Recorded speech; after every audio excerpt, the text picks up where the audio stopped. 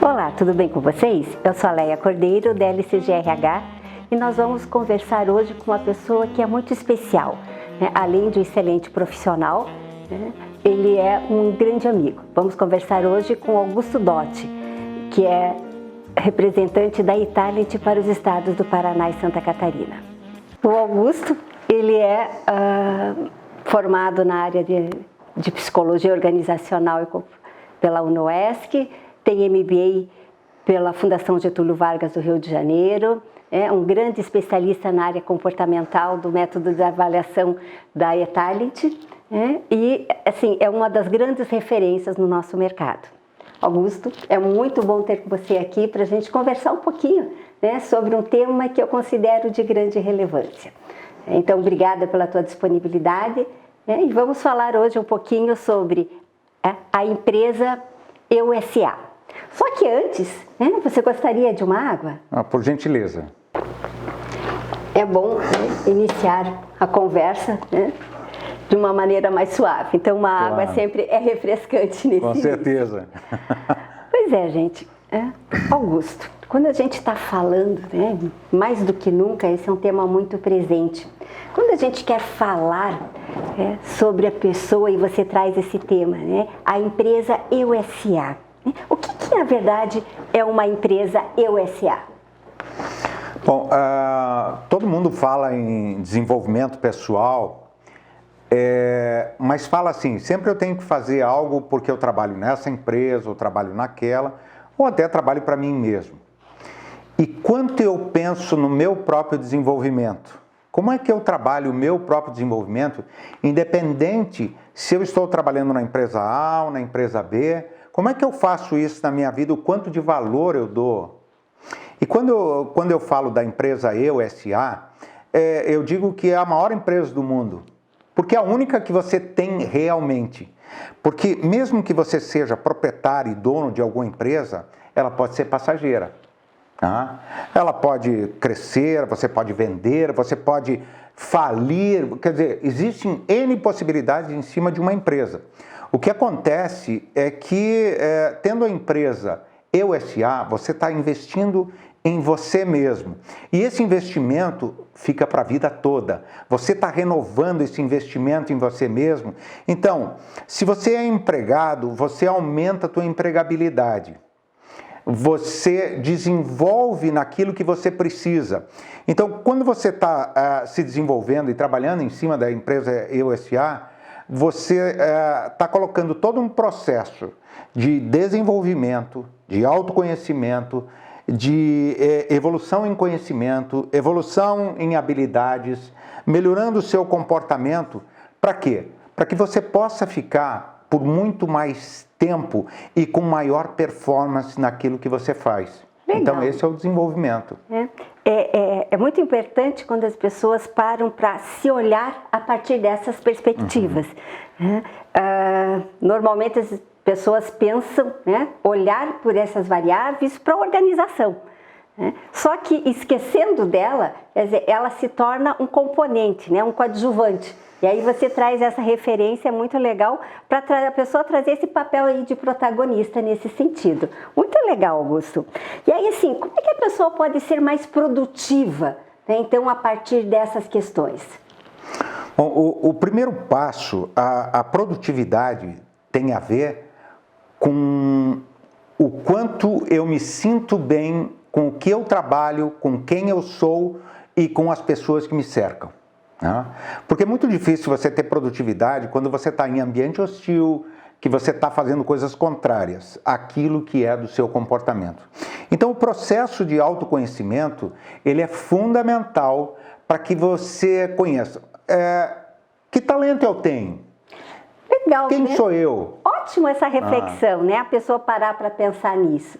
Então, quando você pensa a partir disso, para ela poder olhar a partir dos seus talentos, fazer essas reflexões, o que você percebe que as pessoas estão, como é que elas estão se observando dentro disto?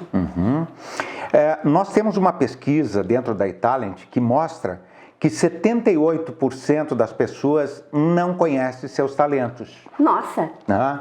Que número grande esse, né? Exatamente. Então fica sempre aquela dúvida: quem eu sou? Né? No sentido de eu sou aquilo que eu realmente sou ou sou aquilo que dizem que eu sou? Importante essa reflexão.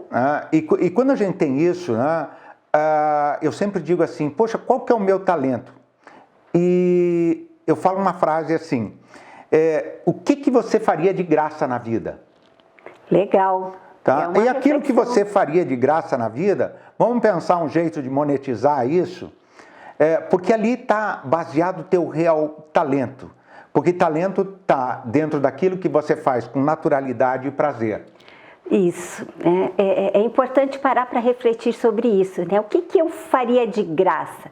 Né? O que me dá essa vontade, né, de querer fazer, de querer estar, né? E que eu possa ainda ganhar a partir disso. Exatamente. Né? Legal.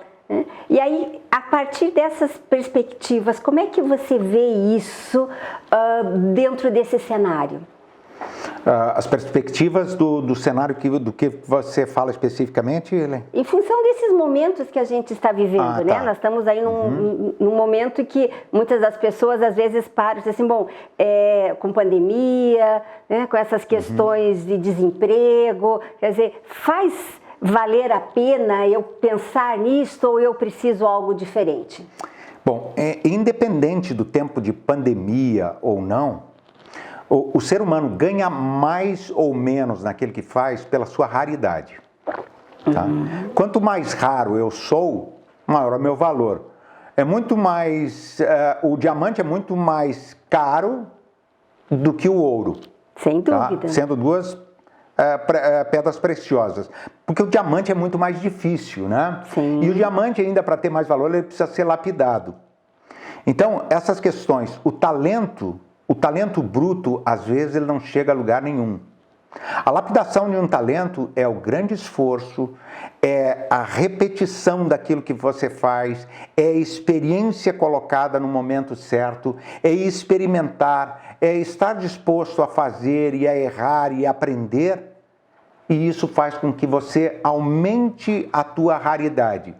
Pessoas que são mais raras no mercado, elas vão ter sempre uma porta aberta. Legal, pensar a partir disso, né, de você ser raro, você ser único. Por isso a gente fala muito do protagonismo. Né? Então, assim, quando você tem esse viés, essa vertente, né, começa a fazer sentido a questão vinculada com o propósito. Né? Então, assim, puxa, esses meus talentos estão vinculados a isso, eu preciso lapidar mais, né? O quanto que isso tem aderência. Faz muito sentido mesmo. E aí, quando você pensa a partir dessas questões, dentro desse mercado, né, dentro desse momento, o que pode impedir ou atrapalhar, né, esta descoberta desses talentos? Coisas que nos sabotam, medos e crenças. Tá? Medos e crenças. Muitas das vezes as pessoas verbalizam isto, mas elas não param para refletir efetivamente. Exatamente. Então, muita gente deixa de progredir, ou deixa de acreditar em cima de si mesmo, por fatores como medo, crenças e culpas. Né? Então, e há uma autossabotagem nesse processo. Por que eu não estou progredindo? Porque os outros disseram que eu não tinha jeito para algo, os outros fizeram alguma crítica que eu acreditei e hoje passa a ser uma verdade para mim? Tá? Então, quebrar paradigmas. É sempre a pergunta assim, a partir do momento que eu começo a me conhecer, a pergunta é, por que eu não posso fazer? Né? O que me sabota? O que está me travando? Qual a origem do meu medo? Isso faz parte de autoconhecimento. Legal. E você entende que as pessoas, quando elas procuram esse autodesenvolvimento, e aí elas têm esta parada, fazem essa reflexão, né? Elas, a partir disso, elas saem para ação ou ficam muito no que a gente diz, né? Tem a iniciativa, mas falta a acabativa? Exatamente. Isso é de pessoa para pessoa, né? De acordo com o seu modo de enxergar o mundo, eu gosto sempre de dizer que o mundo não é o que ele é como nós percebemos que ele é. Tá? Legal. Então, a partir do momento que você enxerga um mundo cheio de problema e não de oportunidades, você começa a se travar. E aí você tem uma dificuldade enorme, porque se conhecer não é um processo fácil. Não, né, Augusto? E por doloroso, né? Por vezes doloroso, né? Por vezes doloroso, é um processo doloroso. E a coragem para mudar, tá? Vem daquela situação assim, o quanto de dor eu estou disposto a suportar antes da mudança. É incrível, né, Augusto, quando você traz isso, porque nós deveríamos ter um aprendizado, né, evoluir pelo amor. Né? Uhum. E aí você traz isso e às vezes, né, a grande maioria das vezes, quando nós conversamos e vemos, né, nos processos de coaching, de mentoria, ou nas consultorias nas empresas, essa evolução acaba acontecendo pela dor. Né? Acaba sendo uma incoerência, mas é uma coisa, uma constante na vida das pessoas. Por que você entende que acontece dessa maneira? Assim, o ser humano tem uma questão de ser regido pelo princípio do prazer. Tá? E muitas vezes o princípio do prazer está na própria acomodação, porque a acomodação não me gera desconforto, não me gera nenhuma dor. Tá? Então, eu tenho a tendência a manter esse estado, até que algo vai me impelir a evoluir. Tá? E muitas vezes, só aprender, muita gente sabe assim, olha, fumar não é legal, porque te dá um monte de doença e tal, e você vê até médico fumando. Faço o que eu digo e não faço o que eu faço. Então, né? Conhecimento não significa gerador de mudança. A mudança é um entendimento. Então eu compreendi, eu entendi que realmente isso pode fazer a diferença na minha vida. E essa mudança, na maioria das vezes, você faz quando você não suporta mais a dor que você sente. Quando você chega nesse limite, a dor que você está sentindo é maior do que o medo da mudança. Nossa, a dor é maior que o medo da mudança. Né? E aí acaba levando as pessoas a se mexerem em função disso. Exatamente. E assim, dentro da tua experiência, né, da consultoria que você faz aí já há muitos anos nesta área, como é que você percebe as pessoas hoje? Elas estão parando, refletindo sobre isso e indo atrás efetivamente? Eu diria que tem uma boa parcela que sim, tá? Mas tem muita gente ainda num processo de estar parado, porque o ser humano, assim, quem evoluiu mesmo foi a tecnologia. Sim. O ser humano não evoluiu emocionalmente na mesma velocidade da tecnologia. Nossa, né? É pesado isso, né? O ser humano não evoluiu na mesma velocidade da tecnologia. Então, o que nós temos hoje? Nós temos uma população com um índice de transtornos psicológicos como nunca visto na história da humanidade. Verdade. Tá? Por quê? Sofremos pressão para uma mudança tecnológica que é em progressão geométrica e a nossa emoção ainda está na progressão aritmética. Tá? Então, dizer o que sabemos e somos impelidos a fazer determinadas coisas não quer dizer que isso não vai doer. Sem dúvida. E o atropelo faz com que as pessoas tenham esse medo da mudança. Por isso, muita gente ainda não está nesse ritmo. E para estar nesse ritmo, o preço é bem caro. Pois é, né? Mas acaba sendo uma incoerência, né? Porque assim, se você verbaliza isto, é porque a princípio, no teu racional, né, você entende que isso vai te ajudar muito. Mas na hora, né, do vamos ver, né, do arregaçar as mangas, as pessoas ainda acabarem, né, ficando num esquema de derrapagem, vamos dizer assim, né? Acabam fazendo um passo para frente e dois para trás. A partir disto tudo, né, o que você entende que as pessoas precisam fazer para ir, né, para chegar lá, para dar esse passo adiante? é trabalhar essa questão hoje de inteligência emocional, tá? Porque o ser humano se diz um ser racional. Eu digo assim, nós somos seres emocionais que procuramos explicações na razão para explicar aquilo que já decidimos emocionalmente. Legal, verdade. Tá? Repete para nós, Augusto. Então, nós procuramos na razão os motivos para explicar emocionalmente ou racionalmente aquilo que já decidimos emocionalmente. Olha, gente, isso é profundo, né? Vale parar e refletir muito. Nós somos seres extremamente emocionais. Então, dizer que nós pensamos em algo, que nós estamos com a razão, claro, nós paramos, pensamos, mas nós não percebemos o quanto nós estamos já pendentes pela decisão que está dentro da gente e nós estamos só esperando os motivos racionais para explicar. Verdade. Tá? Então, por isso, essa dificuldade da evolução tá. Como é que eu trabalho com as minhas emoções? Como é que eu amadureço? Tá? E o progresso e a produtividade e o bem-estar, porque não é só aumentar a produtividade, eu preciso estar produtivo e feliz, né? Sem dúvida. Eu preciso estar feliz porque a felicidade me traz saúde. Tá? Então, quando nós estamos hoje vendo um nível de doenças muito grandes no trabalho, tá? De somatizações, é porque tem muita gente fazendo aquilo que não gosta, aquilo que não é da sua natureza, e isso somatiza em problemas de saúde. Por quê? As pessoas estão se violentando porque não se conhecem. Verdade. Isso a gente vê muito, né? Nas conversas, né? Desde conversas informais, né? Até no dia a dia no trabalho. Né? E eu sempre faço uma reflexão, né? Assim, se você tiver que de manhã, né? Quando levantar para ir trabalhar, né? Passar pela tua cabeça, assim, eu tenho que ir, para. Né? Porque não tá legal aquilo, né? Eu sempre faço a comparação, né? Como se estivesse num relacionamento, né? Exato. Então, quer dizer, se tivesse pensar assim, puxa, eu tenho que encontrar com o namorado, com a namorada, né? Quer dizer... Uma obrigação. Exatamente.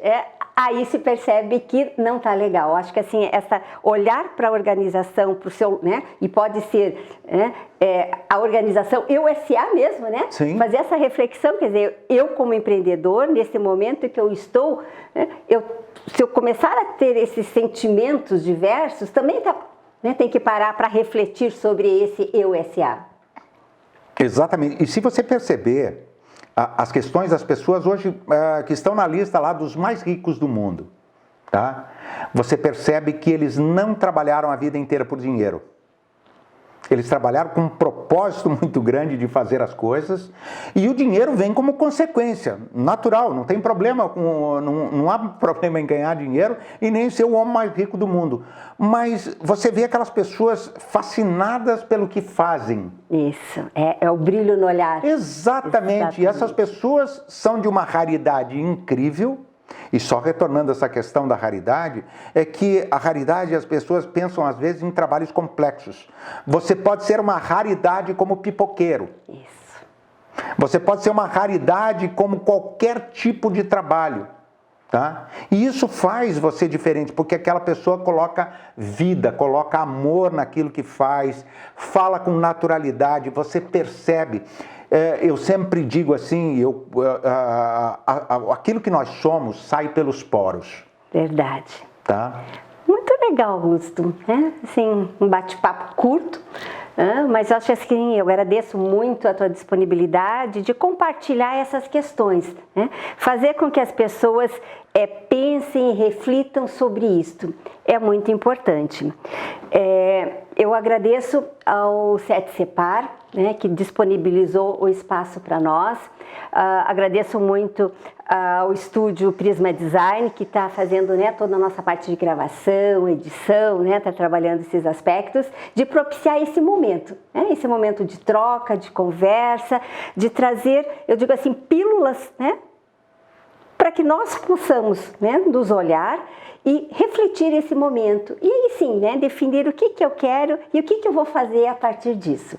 Muito obrigada, gratidão mesmo. Muito obrigado, eu que agradeço pelo convite, é um grande prazer estar aqui. Obrigada, hein? Um beijo e até uma próxima.